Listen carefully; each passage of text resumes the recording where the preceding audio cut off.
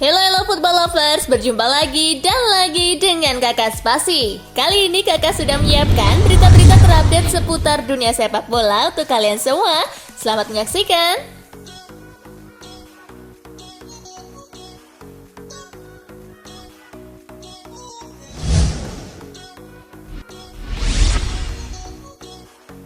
Sinteyong tak mau timnas terlalu ramah di lapangan.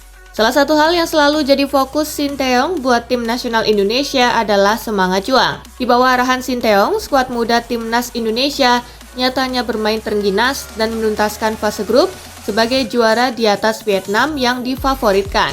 Indonesia tak terkalahkan dengan 3 kemenangan dan sekali imbang, sekaligus jadi tim tertajam di babak grup dengan 13 gol. Di semifinal, Indonesia kembali menunjukkan jiwa petarung dan mentalitas tak mau kalah saat harus susah payah mengatasi Singapura. Sikap itulah yang memang diinginkan oleh Sinteyong di lapangan. Pelatih asal Korea Selatan itu mau Indonesia selalu bermain dengan determinasi tinggi dan tak takut beradu dengan lawan.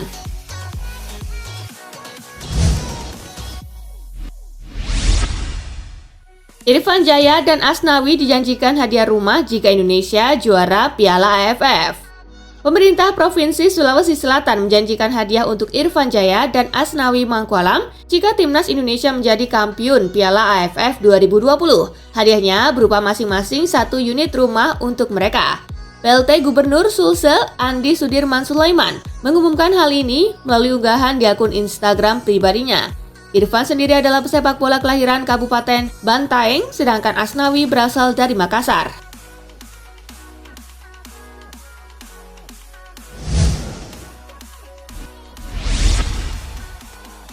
Akan tinggalkan Napoli, Insigne menuju Toronto FC. Kontrak Insigne bersama Napoli akan habis pada musim panas tahun depan. Partenope sudah mencoba menawarkan perpanjangan kontrak kepada pesepak bola berusia 30 tahun itu. Namun Lorenzo Insigne tertarik dengan tawaran yang diajukan oleh Toronto FC. Menurut Sport Mediaset, Insigne telah setuju bergabung dengan klub yang berbasis di Kanada itu. Sky Sport Italia mengabarkan bahwa Toronto FC mengajukan tawaran dengan gaji sulit ditolak Insigne. Kontrak itu bernilai 11,5 juta euro per tahun atau setara dengan 184,8 miliar rupiah dengan 4,5 juta euro dalam bentuk bonus-bonus.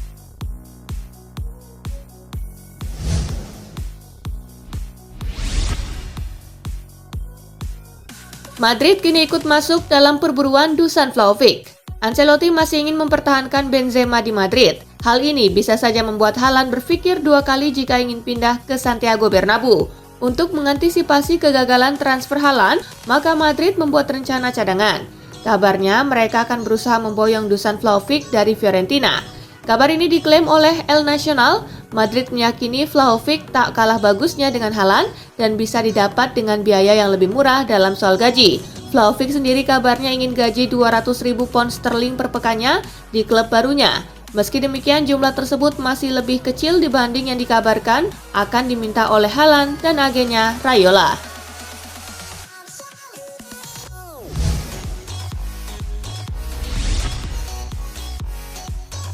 Jarang mainkan Arthur Melo, Juventus tawarkan ke PSG hingga Arsenal. Masa depan Arthur Melo tengah diterpa rumor kurang sedap lantaran jarang menggunakan jasa Arthur dalam melakoni laga demi laga. Juventus dikabarkan siap melepas sang pemain. Juventus dikabarkan siap untuk meminjamkan Arthur ke klub lain agar dia mendapat waktu bermain yang banyak dan mendapatkan pengalaman lebih banyak. Selain Arsenal, Juve juga menawarkan Arthur ke Paris Saint-Germain untuk dipinjamkan selama sekira 6 bulan.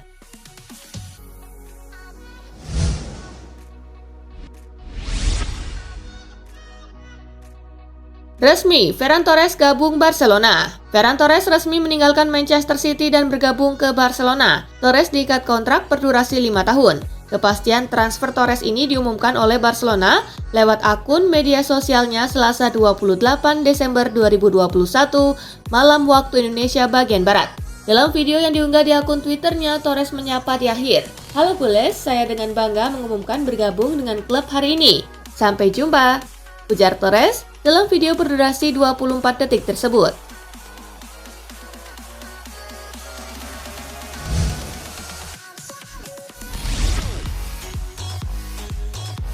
Manchester United tolak proposal Sevilla buat Anthony Martial. Sevilla diketahui sebagai salah satu peminat terkuat Anthony Martial.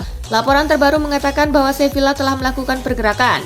ESPN mengabarkan kalau Sevilla telah mengirim proposal peminjaman untuk sisa musim 2021-2022 ini. Sayang, tawaran tersebut mendapatkan penolakan karena belum sesuai dengan keinginan Manchester United. Penolakan disebabkan oleh proposal Sevilla yang hanya ingin menanggung sebagian dari gaji Martial, sedangkan Manchester United ingin ditanggung penuh. Selain itu, The Red Devils juga meminta biaya peminjaman.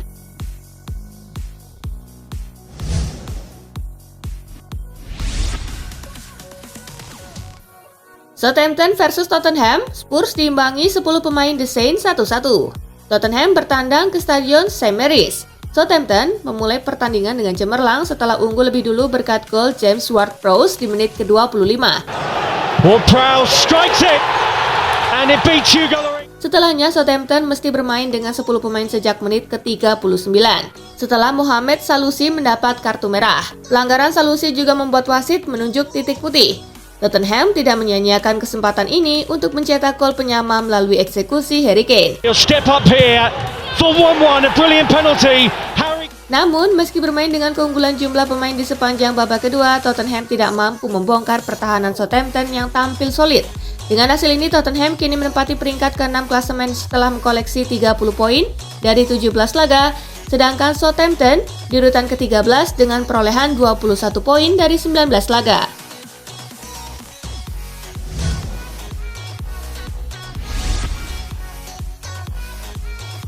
Leicester versus Liverpool, si merah tumbang di markas dirubah. Leicester versus Liverpool tersaji di King Power Stadium. Tim tamu punya peluang untuk membuka angka dari penalti di menit ke-14. Namun eksekusi Mohamed Salah gagal berbuah gol.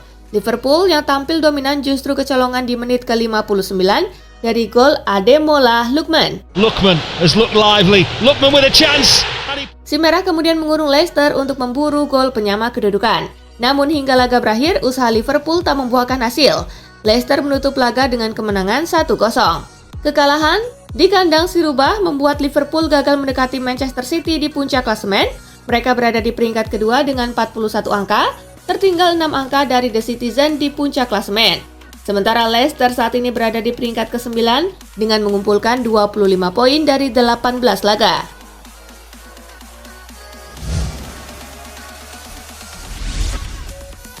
Hasil Premier League pekan ke-20 hari ini. Watford kalah 1-4 dari West Ham. Crystal Palace menang 3-0 atas Norwich City. Daftar top skor sementara masih dipimpin oleh Mohamed Salah dengan 15 gol, disusul Diogo Jota dengan 10 gol.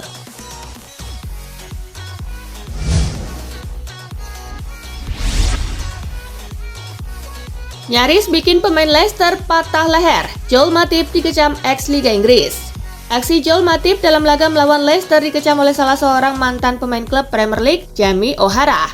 Insiden yang dimaksud terjadi pada akhir babak pertama. Jadi situasinya adalah ada bola lambung yang mengarah ke sisi kanan area permainan Liverpool. Kelechi Iheanacho melompat untuk merebut bola itu, tetapi lalu Matip datang dan menubrukkan badannya pada Iheanacho. Posisi jatuh Iheanacho cukup buruk. Ia terjatuh dalam posisi leher agak tertekuk. Untungnya, striker Nigeria itu tak mengalami cedera patah. Matip harus diusir. Saya benci pemain yang membungkuk dan membuat pemain menjadi lompat terlalu tinggi, bisa mematahkan lehernya. Wasit harus mengusirnya, tulis O'Hara dalam tweetnya.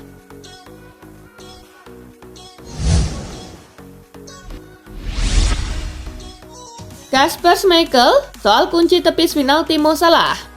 Kegemilangan Kasper Schmeichel menepis sepakan penalti Mohamed Salah adalah momen krusial. Kasper Schmeichel dengan cerdik membaca arah tendangannya yang diarahkan ke sisi kanan gawangnya dan sukses memblok bola. Selesai laga, Schmeichel lantas ditanya apakah dirinya telah mempelajari terkait sepakan penalti Salah. Kiper 35 tahun itu justru hanya mengandalkan firasat untuk melakukannya. Tidak sama sekali, saya punya firasat, saya mengikutinya, terang Kasper Schmeichel kepada Amazon Prime. Anda membutuhkan sedikit keberuntungan kadang-kadang. Kami tidak melakukannya melawan City, kami berhasil hari ini. Selanjutnya,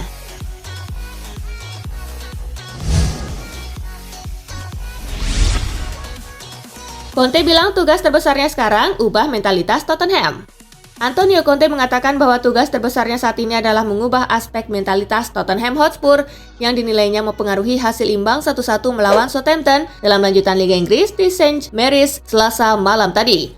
Juru taktik asal Italia itu mengakui bahwa lawan mereka tampil lebih baik di babak pertama dan para pemainnya baru bereaksi setelah tertinggal lebih dulu. Kami harus memperbaiki aspek mentalitas ini. Mengapa kami harus ditampar dulu untuk bereaksi? Kata Conte selepas laga dikutip dari laman resmi Tottenham.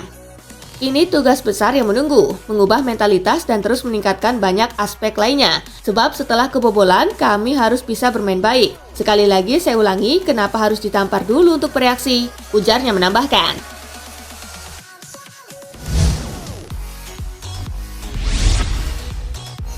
Bek Chelsea Ben Chilwell jalani operasi lutut pekan ini. Chelsea mengkonfirmasi bahwa bek sayap mereka Ben Chilwell akan menjalani operasi lutut pada pekan ini. Keputusan itu ditempuh pihak klub setelah upaya rehabilitasi konservatif yang sebelumnya diambil tidak mengalami perkembangan seperti yang diharapkan. Chilwell mengalami cedera lutut tersebut dalam pertandingan penyisian grup H Liga Champions melawan Juventus pada 23 November. Pihak klub tidak menyampaikan perkiraan berapa lama lagi Chilwell harus menepi setelah operasi, mengingat bek berusia 25 tahun itu sudah absen dari 9 pertandingan Chelsea di semua kompetisi.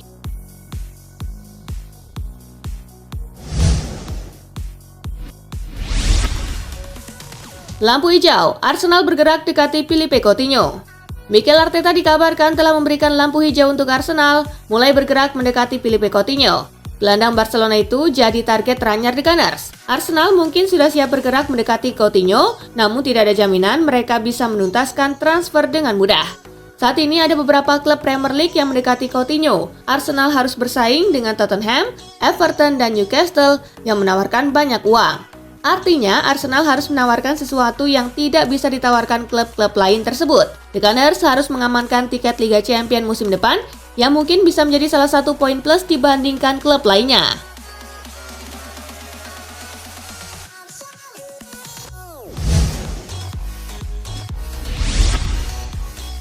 Jorginho Wijnaldum adalah pembelian gagal Paris Saint-Germain.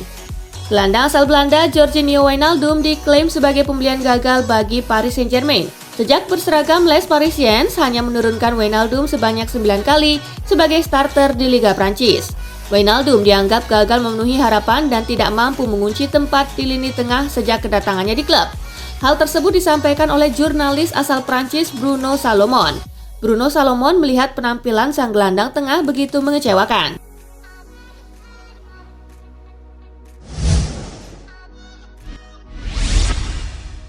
Kylian Mbappe pastikan dirinya tak ke Real Madrid dan bertahan di PSG.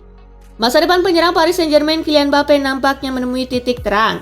Setelah sempat dirumorkan akan menuju Real Madrid, sang pemain memilih bertahan di klubnya saat ini. Tidak, saya tidak akan bergabung dengan Real Madrid pada Januari nanti. Di bulan tersebut tidak akan terjadi keputusan apa-apa, ujar Kylian Mbappe. Saya masih di Paris Saint-Germain dan senang berada di sini. 100% saya akan menyelesaikan musim ini sebagai pemain PSG. Segalanya akan saya berikan untuk memenangkan semua gelar tahun ini, tuturnya.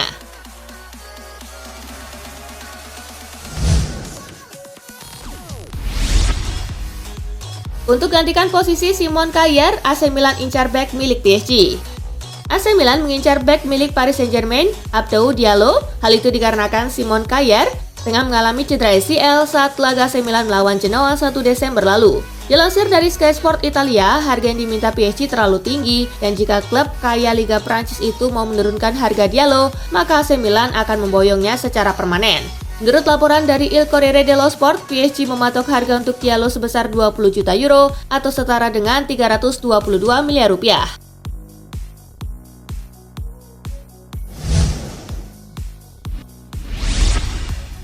Nah itulah tadi guys, kumpulan berita menarik dan terupdate dari Kakak Spasi. Simak terus ya berita-berita terupdate lainnya dari Kakak Spasi yang pastinya akan Kakak update di Spasi Football News.